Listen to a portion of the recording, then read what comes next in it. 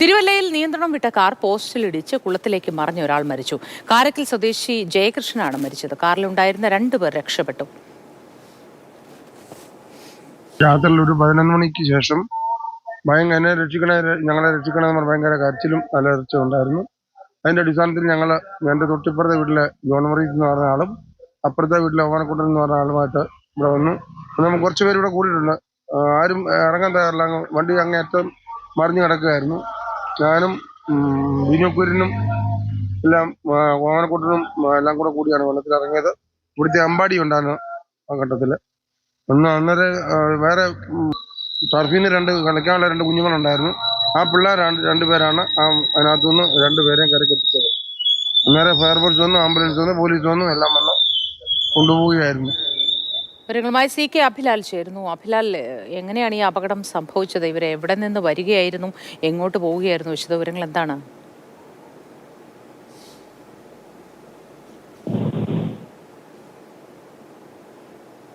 ഇന്നലെ രാത്രി 11:30 കൂടിയാണ് ഈ അപകടം ഉണ്ടാകുന്നത്.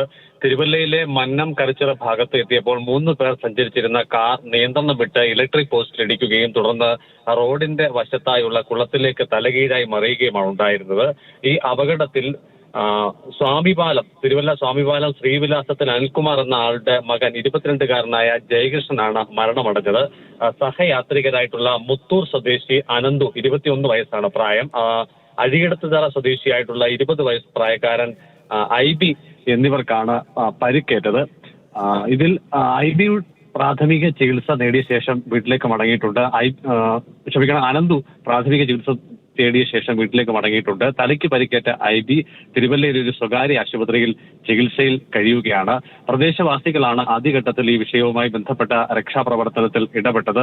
കാർ ഒരു തരത്തിൽ കരയിലേക്ക് അടുപ്പിച്ച ശേഷം മൂവരെയും പുറത്തിറക്കുകയായിരുന്നു. അപ്പോഴേക്കും ജയകൃഷ്ണന്റെ ജീവൻ നഷ്ടപ്പെട്ടിരുന്നു എന്നുള്ളതാണ് രക്ഷാപ്രവർത്തനത്തിൽ ഏർപ്പെട്ടിരുന്ന ആളുകളിൽ നമുക്ക് ലഭ്യമാകുന്ന വിവരം. അതേസമയം തന്നെ IBയെയും അതോടൊപ്പം തന്നെ അനന്തുവിനെയും പിന്നീട് ആശുപത്രിയിലേക്ക് കൊണ്ടുപോയി.